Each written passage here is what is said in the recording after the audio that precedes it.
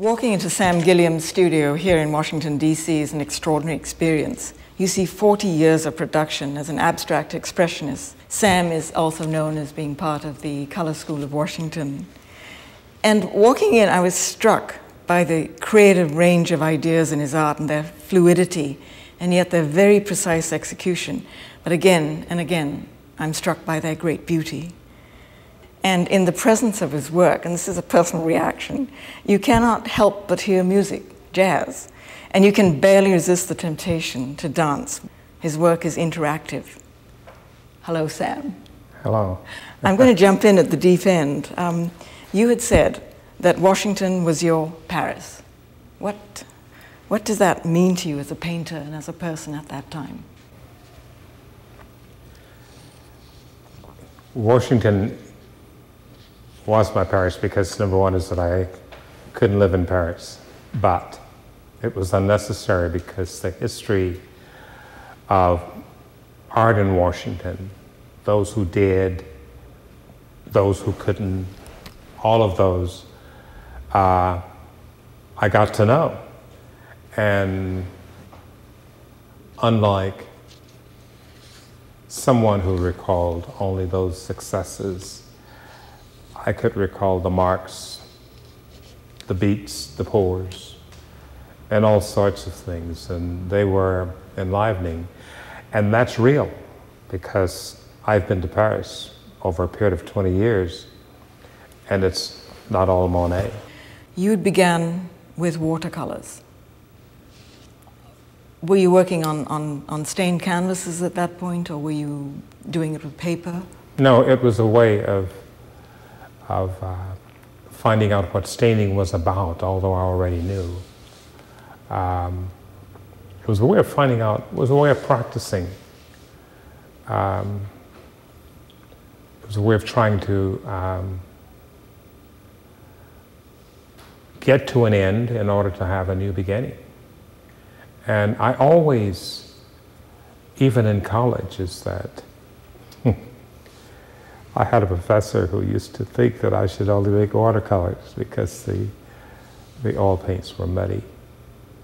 But I learned to use the watercolors as a force so that I could make certainly many more of those on a large floor than I could paintings. So it became a notion and became a reality. I think that it was reality in the sense is that in a lot of painting,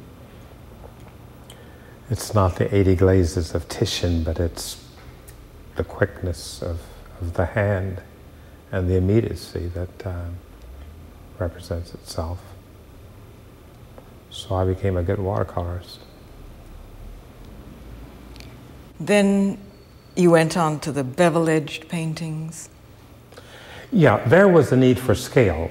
The first bevel-edged paintings were 20 feet wide or 17 feet, 30 feet. I mean, I knew the space.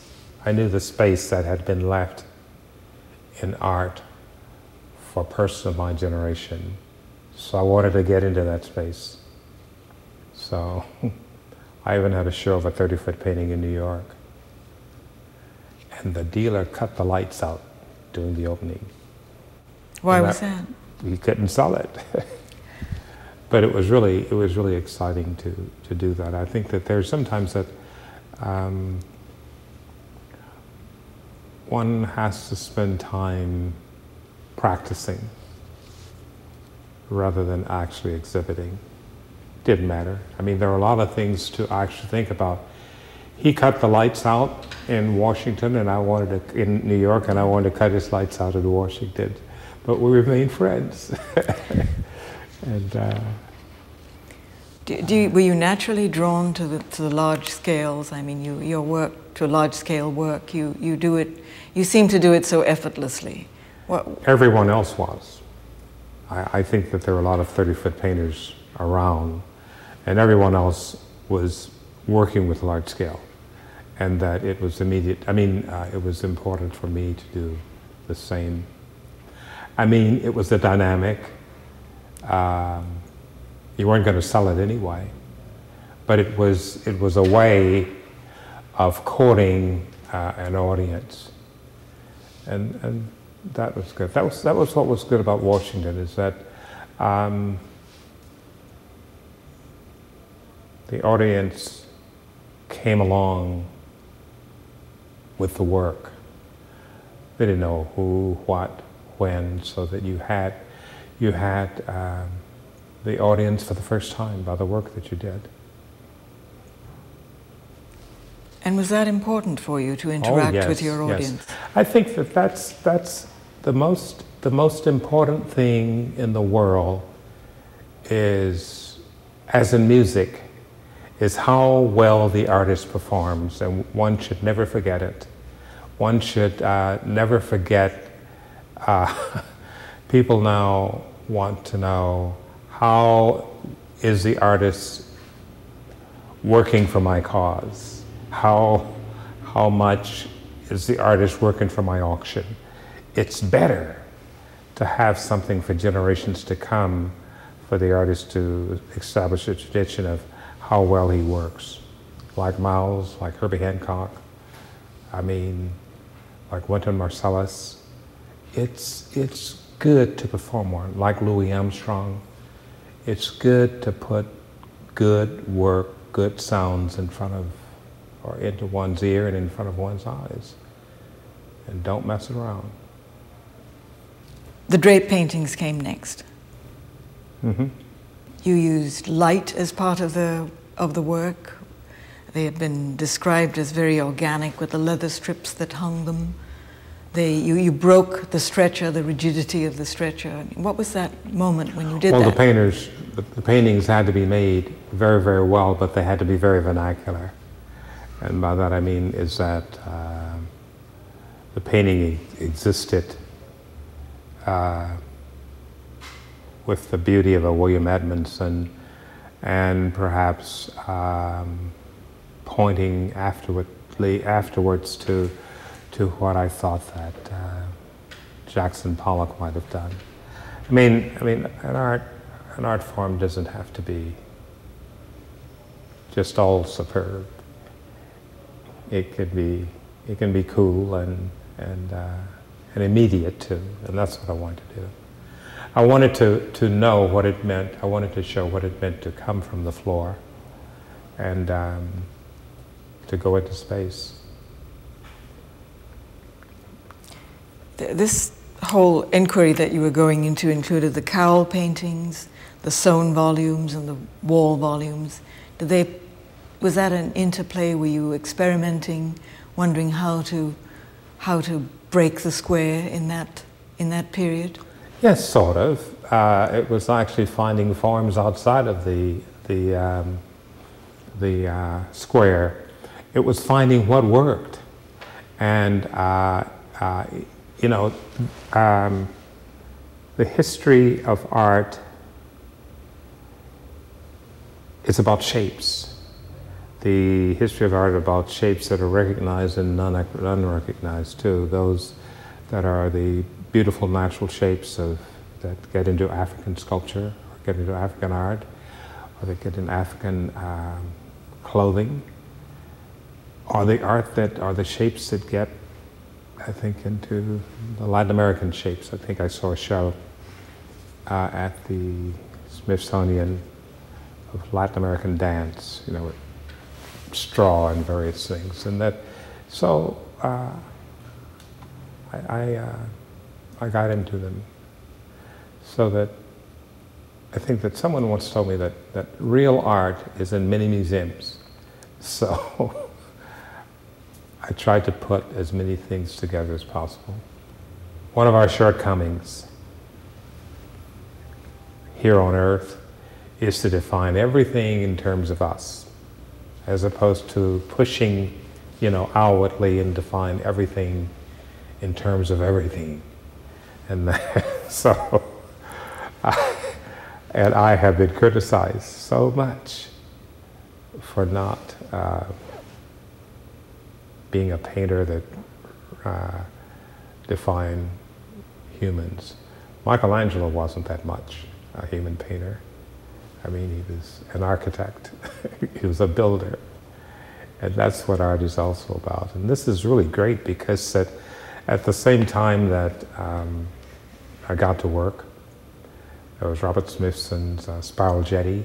There was so much earthwork. There were the light and feel, Dan Flavin's light, you know, so that art could be about other things as much as there were other things to the primitive. That was Barnett Newman. Mm-hmm. So we had a wide field of play and interplay. Were the sawhorses, the use of that part of the play and interplay, and the ladders as well when you were working with the draping? My dad was a carpenter, and there was always something interesting when my mother would ask him to make a prop for the church play.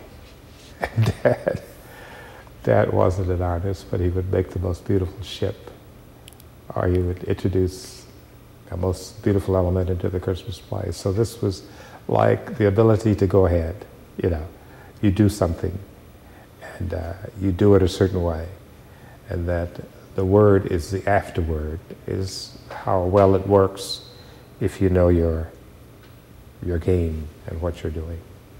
And this same ability with your hands, you had once said that if you needed a sawhorse in an installation somewhere or a ladder, you built it. Yeah, and it's also you knew how to. It's sort of bravery. And it's having enough sense, is that as you grow up, is to keep your whole life, you know, as a tool, not just the higher part that they call education. Then came the black paintings. After the white paintings. After the white paintings. Yes, I think that the idea was that I knew it was there, and I knew that things were there and things could work. Mostly because of Rembrandt, one of my favorite, and an artist that we drew up on in college a lot, and that an artist that you work because of an artist like James Weeks from California, the California figure painters, or Nathan Oliveira. Mm-hmm. I mean, it's sort of the synthesis of painting, and I had all these ideas. And the most exciting idea was that of the black painting. I knew that, actually, I tried the white painting first because I wanted the painting to be on the wall in such a way that it was not recognized, and you couldn't see that sucker. So when I tried the black painting, I had it. And I made a lot of them. And my reward was to make them.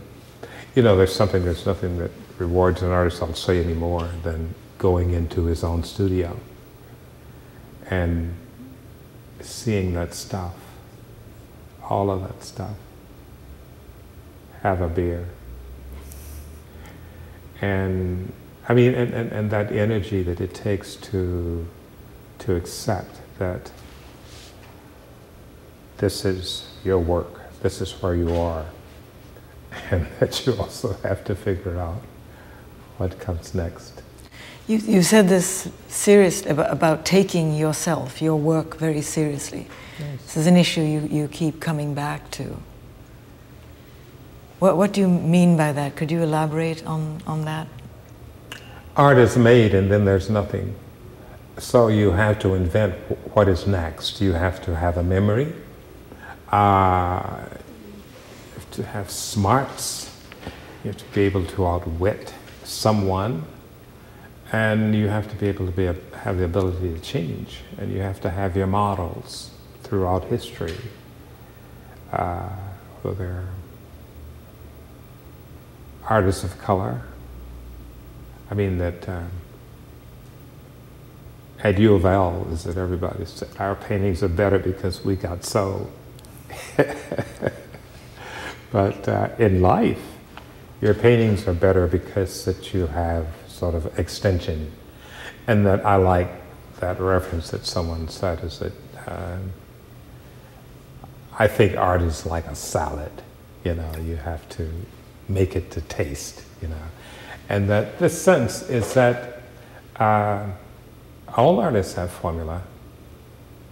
In St. Petersburg recently, they talked about Malevich as being an end, or Rothko as being the beginning, you know. Well, I think that if you can find these syntheses, that is better for culture than it is a lot of other things that are being said. So the idea, I think, that from the very beginning, that I wanted to be a painter, from the time that I bought books that only cost $1 that says how to paint, or how to do razzle-dazzle, they were the experiences that were really valid, even if they were not about painting, but were only about getting up the courage. And I think you have to keep it. You can't turn it on and off. The collage paintings, Sam, would they, some of that was included in the black paintings, is that correct? Mm-hmm. So it was a smooth sort of a segue, there isn't a break, because your work is talked of as periods. The collage painting is one such period, but it's more of a continuum.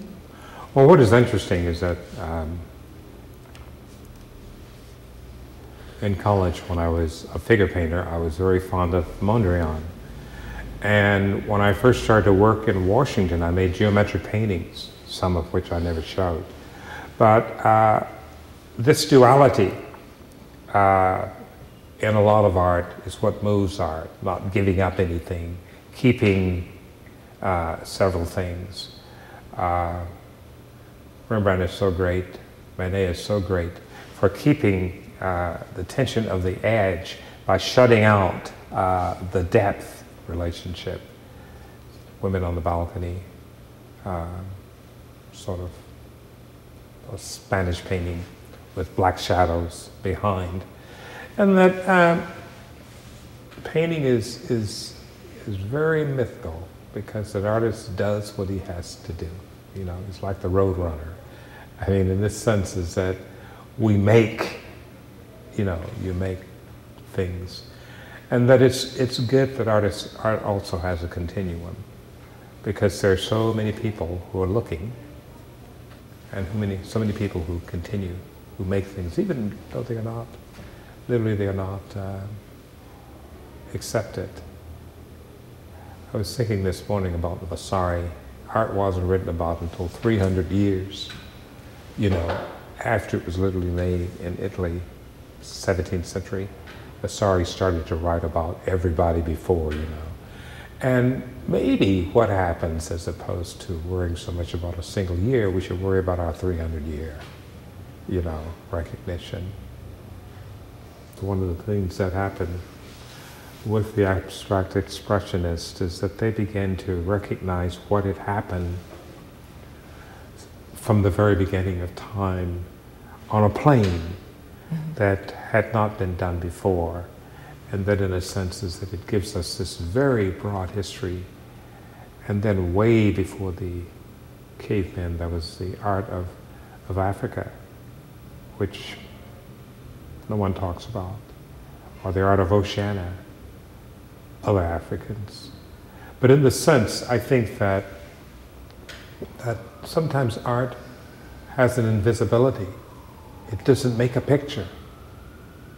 It has a voice. Sam, your prints, I've been looking at your print books, and they're absolutely beautiful. I keep using that word. I'm overusing it, I'm afraid.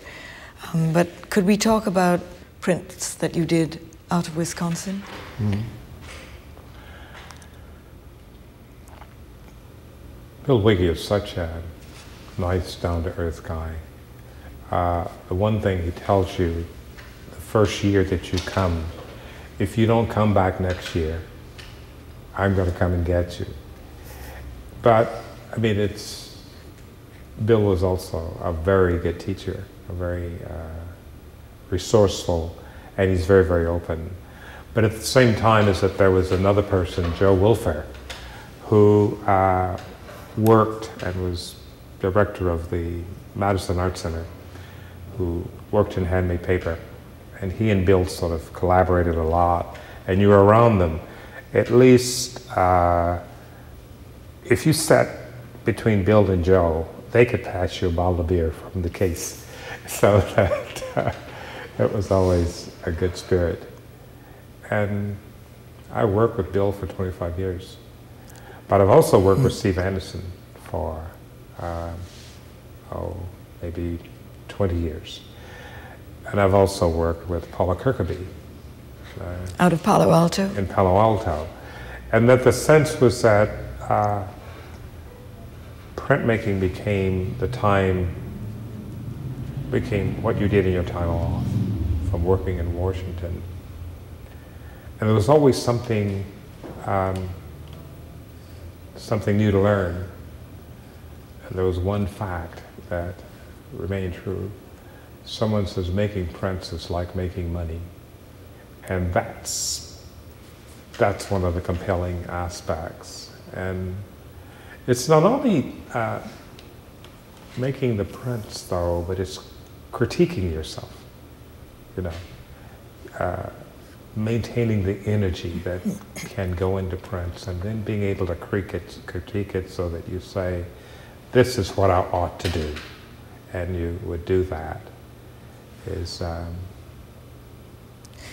But in terms of issues within the printmaking, what were some of your artistic concerns? What were you pushing up against? What were you thinking? Don't think. Do. Do it. Was it the just do it? You were experimenting physically? The other thing I used to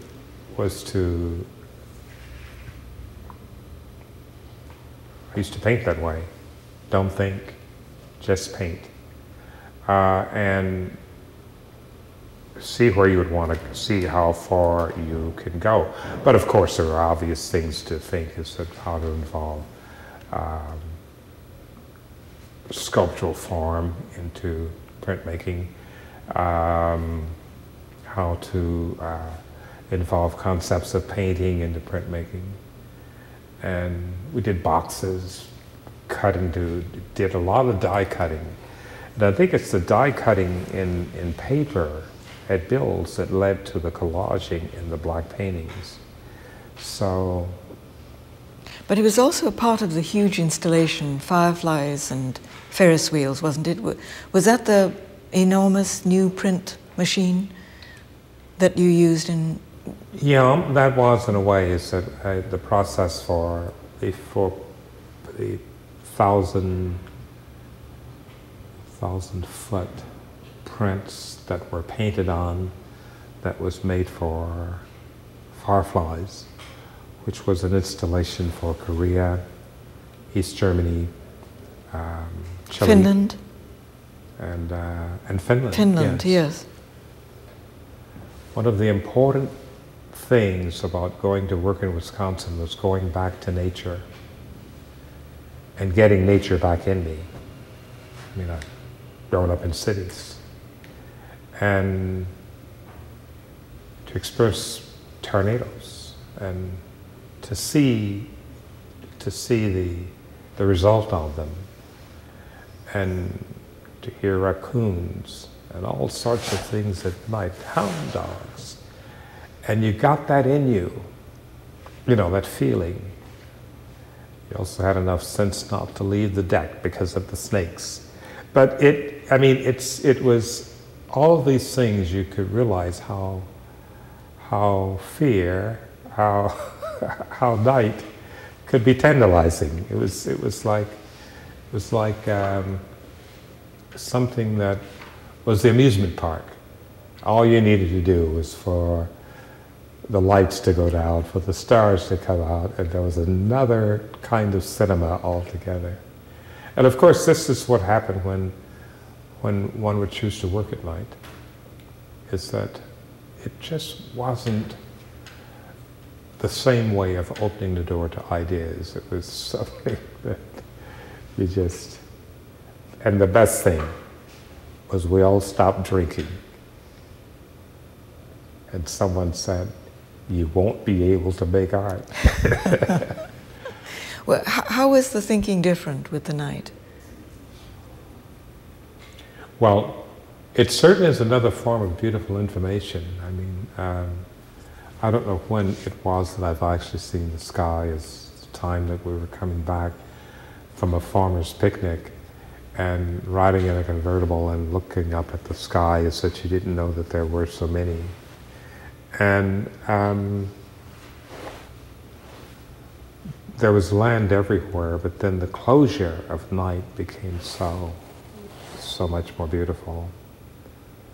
And the loneliness, if you slept in the barn, and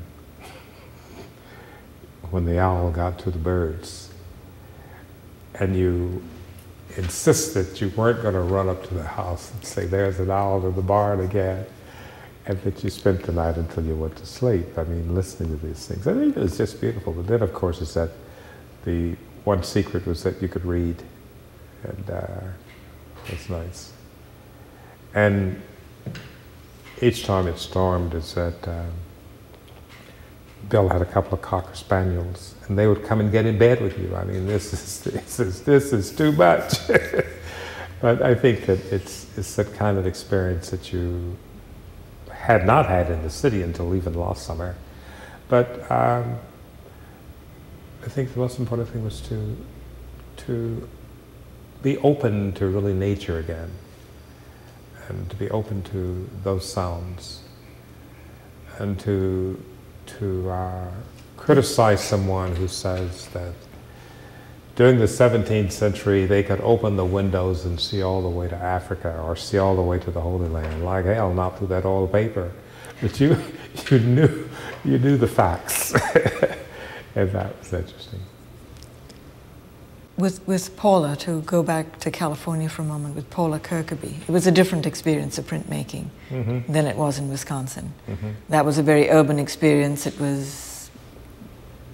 Well, Paula's house was so interesting because she had never revealed earlier how close she was to Sam Francis. And the mini style of printmaking that you saw with her that Sam Francis had made, or even when you met Sam Francis and he would come by to visit you, he would say, "It takes a long time to get started." You know, the sense is that there was a different appreciation for experimental printmaking, or for experimenting to make prints, or it didn't necessarily mean that the good prints were the last prints. They could have been the best prints. You just had to, open up to this. And of course, is that Paula had every sheet of exclusive paper, every kind of exclusive paper that you wanted to use, every kind of ink, and she would hire any printer that you needed to have. And Did you have exotic papers, the rice papers, the mulberry papers that you showed me? Everything. I didn't know the difference. I didn't care. Do you now? Yes, I do. I sometimes. I work quite simply. It's easier. It's inevitably it's not the paper, it's the artist, and that it's that sort of attitude that allows you to spread, to use the whole shop, in working. And that this is something that came from making the drape paintings that were 75 and 150 yards. You worked in terms of the floor. You had that confidence is that it was the space, that articulation of space, that moving about and through the space, the quantity of material that you use that made the work, and that's what did it. Sam, the slat paintings in the background. Well, the word slat refers to the process that Rickfield made his last lawn chairs. They were, it's the same process we have here of cutting out a lot of pieces and assemble them. They assemble toys that way too. But all of the paintings that we had made in the past had a leftover piece of wood. And it was interesting to put them together, just to bump them and make a shape. But it was also time in my life to go back to Mondrian. The work that I make has a jump in it. It may be something that I'd figure, that I said a long time ago, one day I'm going to make one of these. And I painted like this for a while in the very beginning of coming to Washington. And I painted like that and then I stopped immediately, but now I'm going to paint like that again because there's a structural aspect to the color, that the color is painted in various hues over each color, sometimes 8. And in the longer series, they're painted and then sometimes a color is left at the edge, as in the yellow painting, there's a red. But it's very, very high gloss. Yes, well it's high gloss because of the varnish, as most of the paintings have been varnished, but they have not been very high. Well, it makes the colors pop, yeah. And they're so luscious you want to eat them with a little silver spoon. And it solves a big problem. How so? That is to the interaction of the color with the shape, or the interaction of keeping the color on the wall as sculpture. Mm. And so you mean the edges then become very defined, and that tension the is edges retained? very defined, and they knock your eyes out, and they just, they stand alone. And a lot of times in the work is that the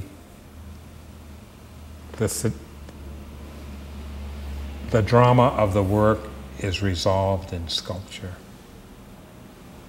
This is resolved in painting. And one thing that happens, though, is that even though I make the work, I may not see it for about 2 years, because that's when, if all of the things that are in the room or going on in the studio, it's not isolated. So the real idea of the work is meaningful. But if it gets out of the studio for a while and comes back, it's pretty good. So you're working, in terms of your working process, you're working on several projects at the same time. Some get quasi-finished, sent out to be completed with whatever. I do several shows at the same time, so that I have an idea. I have several ideas that this show 2 years ago was done here. This was added a little bit later. Then the arcs up front were done. And sometimes I'll admit to making a big mistake.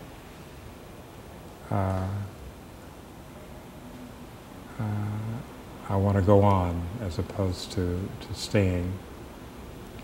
But I'm also the kind of artist that I know how to handle it when I get back to it. And that, in a sense, is that I didn't want to continue this painting. I wanted to go into something else. And that... but that doesn't mean the thinking about it wasn't just in the back of them. I died. I mean, you die all the way to Russia back, thinking about this. See, there's an idea of reading about Malevich to go to Moscow. I was so fascinated by this sort of hanging, which is like their studios where they put small paintings made out of paper and put them there. And that what this means to them and what this means to us, but yet the reference, so that I've done okay now. I know not to open that jam jar. Sam, that's a hinged construction behind you. Yes, it's the first. It's the first. How did that happen?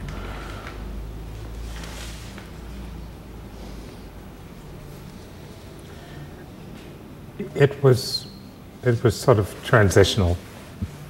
We had a commission to do a work between the back stairways of a custom house building in New Orleans. And there was all this wrought iron in both the stairwell, because it was built in 1842. And it was like really one of the hallmarks of the building, that they had wrought iron on the inside, wrought iron on the outside. And we wanted to work with the content of the building. And somehow the idea of folding plywood like a screen was related to both the drapes and the folded paintings. And in addition, someone suggested that we cut the huge circle out of the center. And we had a choice of letting a view of the building come through. It was really set this way, is that this circle is going to drive Sam crazy for years. And sure enough, it did, because one could, it's a device in commission work to relate to the public by relating to the space.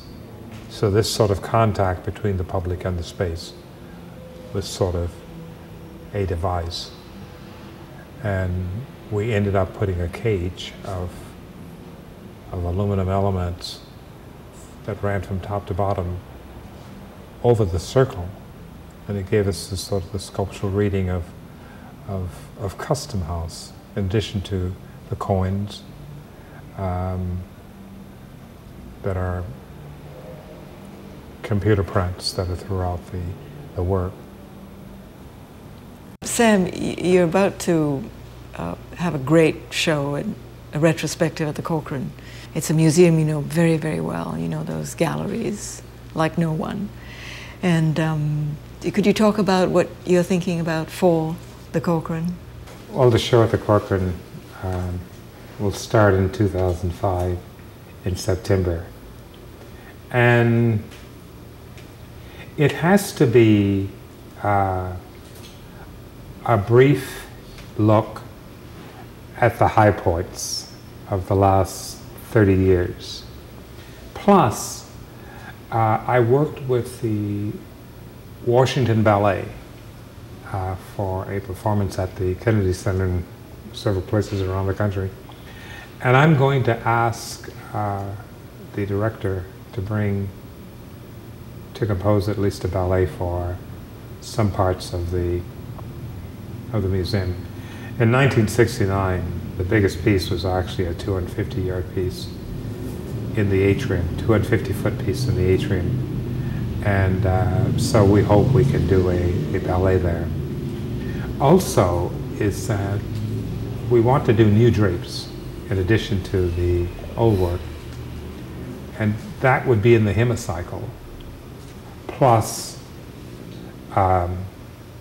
starting with the early paintings, In Seconds, Restore, Snakebite, all those good titles, in a room with a drape painting to actually show how things actually started. A lot of these paintings have not been seen. It was the Corcoran in 1969 that Walter Hopps gave three artists, Rockney Krebs and Ed McGowan, the entire summer to work out our exhibit for the fall. And it was that time that Gene Davis stuck his head into a gallery and said, you guys are going into theater. Well, I think that that was such fun because that's exactly where we all tried to go.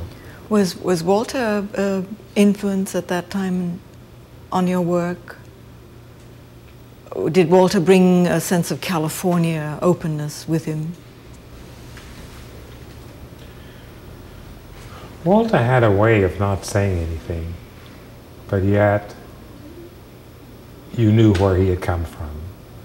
You knew his connection with the artists at the Ferris Gallery.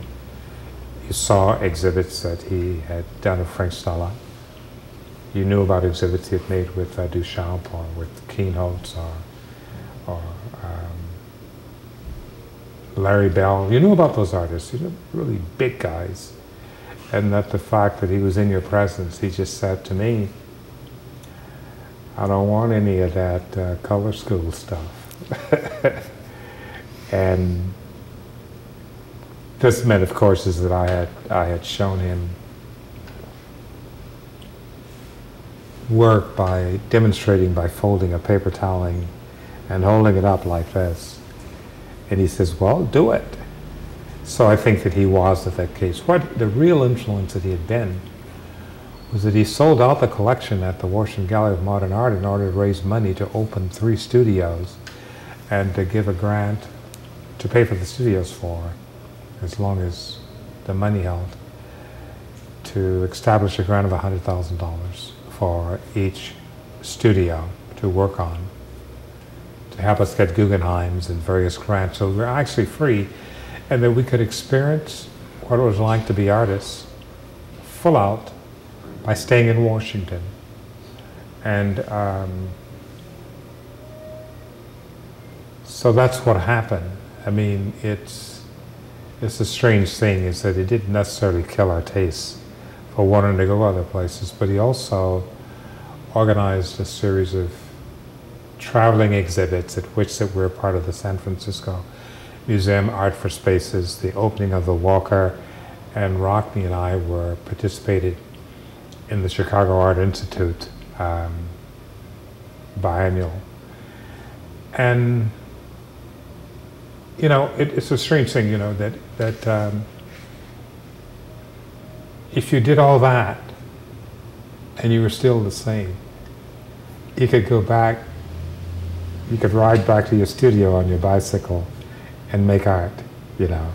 Particularly because what happened was that you met so many people. And you saw some people who had their head on straight and some who didn't, but all good. And that it was rather fascinating. And I always felt close to Walter because I was the one that he kept up until 4 o'clock in the morning talking about someone else's art, or in order that you could give him a ride home. And Walter wasn't just about dealing with artists, is that he talked to art critics. He did everything. Is he going to in some way be connected with the Corcoran show? Is he? Yes, I believe he's writing. He's going to work on the book. Yes. And he may come to town. Thank you, Sam.